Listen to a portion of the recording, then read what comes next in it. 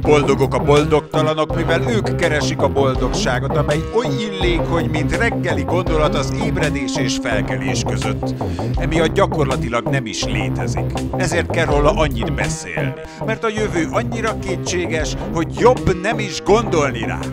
Nincs szörnyűbb, mint földhöz ragadtnak lenni, és bár mindannyian azok vagyunk, ez attól még nem jó érzés. Boldog az unalom, mert ellene sem ember, sem Isten, sem, sőt, még maga az ördög sem. Az unalom legyőzhetetlen, pedig az ördög az unalomból él. Mostanában már elég rosszul. És boldogok a plakátmagányok, mert nekik nem kell hiába valóan várakozniuk.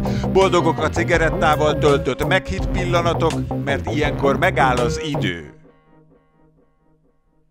Boldog az idő, mert neki aztán semmi sem drága, még mások boldogtalansága sem, sőt, ebben lubickol a legszívesebben. A végső elkeseredés könnyeiben, a panasszavak áradatában, az öngyilkossági gondolatok esőcseppjeiben, a szorongás izzadságában, és a boldogság álságos páráiban.